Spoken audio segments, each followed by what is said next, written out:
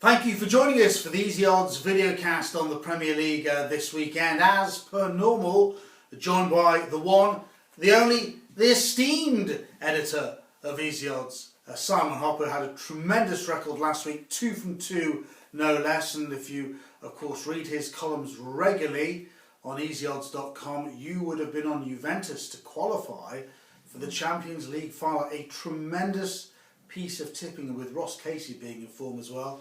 I think there's little doubt that we can say we have the best football tipping team anywhere on the planet.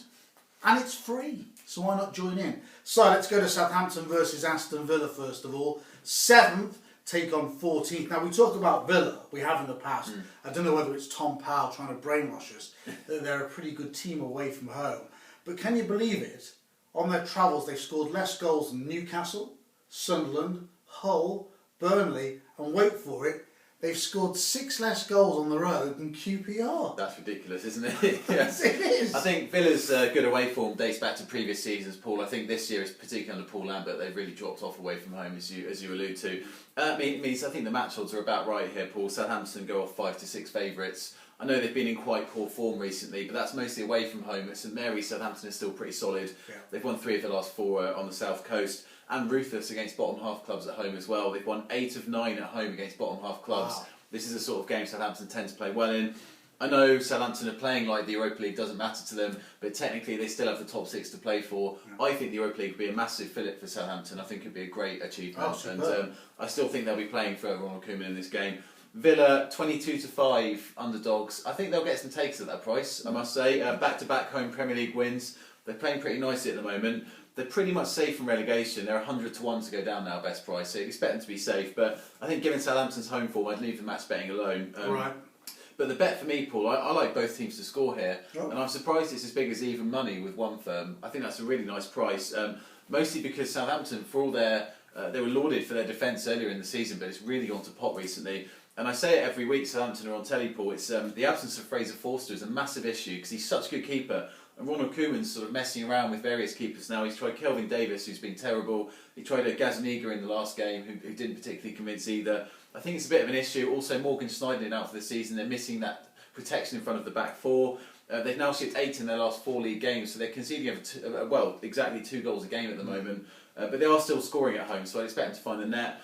And Villa, under Tim Sherwood, are just banging in the goals. It's ridiculous. They've scored 11 in their last 6 Premier League games. Christian Benteke is on over a goal a game at the moment, which is insane. Obviously, the young lad Jack Grealish has come in. He's playing number 10 behind Benteke. He looks really, really handy at the moment. It's an effective forward line. I'd expect them to notch here, but obviously a clean sheet's unlikely at a side as good as Southampton. So I think both teams to score at evens looks very nicely priced. Kicking off with an even money bet, and I suppose one of the keys to Villa is in the last 3 or 4 games they've had, relatively speaking, a settled side as well, which always helps. Let's go to Anfield. Of course, it is Steven Gerrard's final game at the home of the Reds as 5th take on 12th.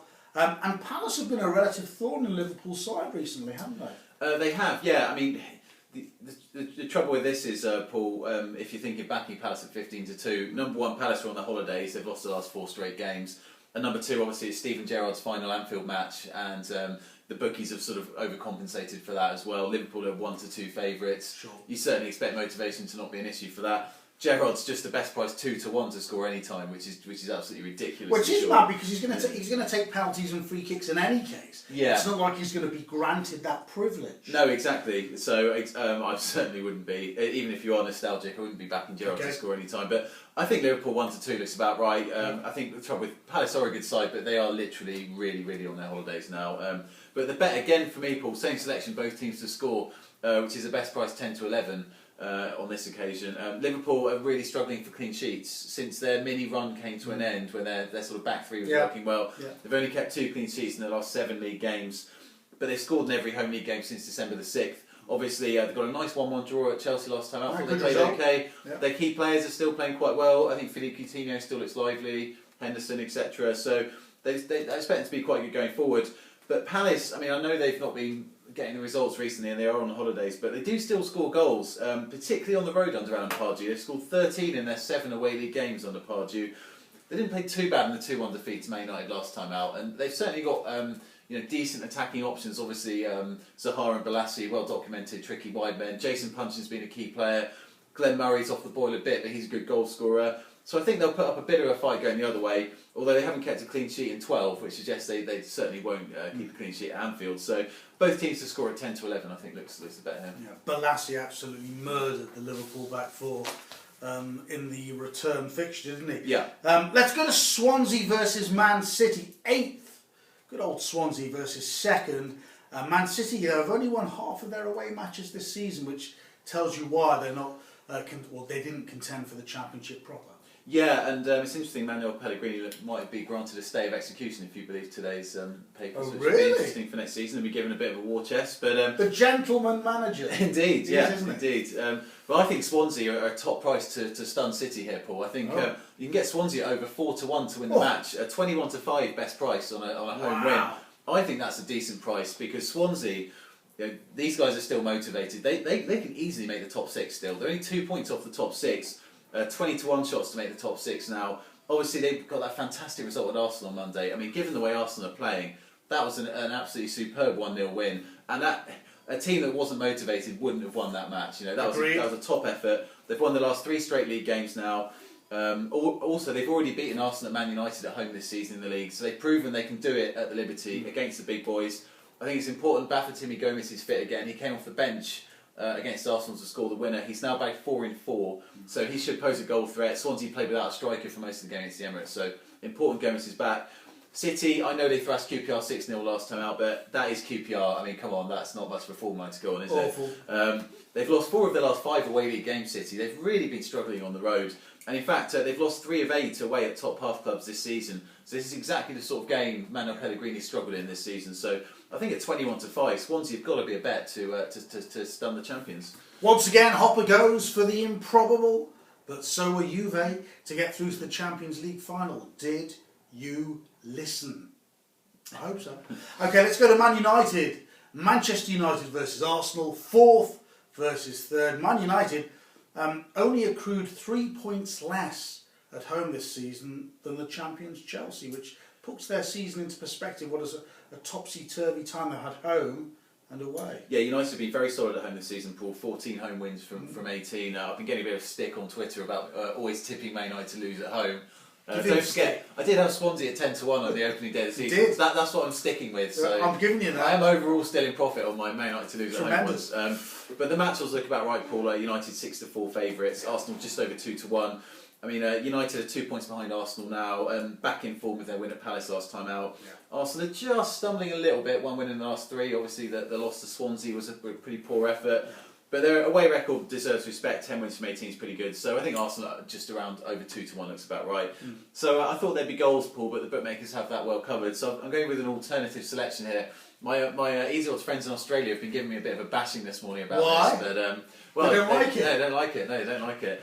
What do they know in Australia? I know, what do they know, right? Terrible. Admittedly, this player is without a goal in his last 9 league games, so it doesn't make much sense from that perspective. But it's Santi Cazorla, who's the best price 9-2 to get on the score sheet, which I thought was a not unreasonable price at all, 9-2. I mean, he's still scored 4 in his last 17 league games. That's almost 1 in 4 over the last 5 months, Cazorla. I'd suggest he should be more around a sort of 3-1, 7-2 chance to score based on that. Also, he's on penalty duty because Arteta's still injured. First choice on the free kicks, which is very, very important. Excellent. Also, it's interesting, he's been getting into some very dangerous positions. He attempted more attempts on goal than any other midfielder over the weekend. He had 7 shots against Swansea, and he's getting into the pockets. 7? Yeah. That's amazing. He's getting into the pockets of space, but he's just not finding the net at the moment, but he is getting the chances. Okay. Also, United have only kept 2 clean sheets in their last 9 at Old Trafford. Their defence still looks very suspect, particularly in the area Cazorla operates in front of the back 4, because Michael Carrick is still out injured. And it's interesting that the goal Palace scored against United at the weekend was a free kick right on the edge of the box where Cazorla exactly will be operating. And I think he could cause a lot of problems for an area United are struggling in. So at 9-2, a bit of a speculative one, but Santi Cazorla to score any time. Or as our friend in the office, Tamas, would say, he'd pronounce it Santi Cazorla because he's European. Or as Jamie Redknapp says, Cazorla. Is that what he says? It's like Mazola, which is the cooking oil, isn't it? Let's go to the Hawthorns. I love the Hawthorns. I think it's one of the great atmospheric grounds in the Premier League. They take on, or they welcome, the champions Chelsea. So obviously it's 13th against first. West Brom, though, have a good recent record against Chelsea at home, having won 2 and drawn 1 of the last 3. They do, Paul. It's a shame that this is a match with nothing to play for, because ordinarily I'd be definitely keeping West Brom on side in this game. It's a dead game. But it's hard to know what to do with the match odds. West Brom are 16-5, Chelsea 21-20. Obviously Chelsea are already champions. Jose Mourinho rested a few against Liverpool. Obviously Ruben Loftus-Cheek came in for his first start. When John Obi Mikel's starting, he's resting a few as well. Obviously West Brom are mathematically safe now. Tony Pulis will be planning for next season. I would expect him to rest 1 or 2 as well. The bet for me, Paul, again, it's a little bit speculative because there's nothing to play for, but both teams not to score, which is the best price even money. It's interesting, West Brom, they're back to their resilient best at the moment. They've only conceded 1 in their last 4 league games. Well, Chelsea have just sort of been grinding their way to the title, haven't they? 5 of their last 6 league games have gone under 2.5 goals. Boring. There's been a bit of talk about Eden Hazard being rested as well. Obviously, they're heavily relying on him for their attacking output at the moment. If he's rested, I think that will really help our bet. So with not many goals around the Chelsea matches at the moment, both teams not to score at evens wouldn't be a bad bet, and I don't think it'll be a particularly interesting game, to be honest. Yeah, you can see their youth team players being given maybe a start or 2, couldn't you? They've got a very good youth team. They continue to have a very good youth team, but they don't rarely blood them at first team level. Interesting bets there, 5 of them in all. What about your best bet? Where are you going to go? Well, my best bet, Paul, I'm going to stick with the Swansea Man City one, which is Swansea to beat Man City, which is the best price, 21-5. You always go with the biggest price. I do always go with the biggest price, yeah. Go with the value.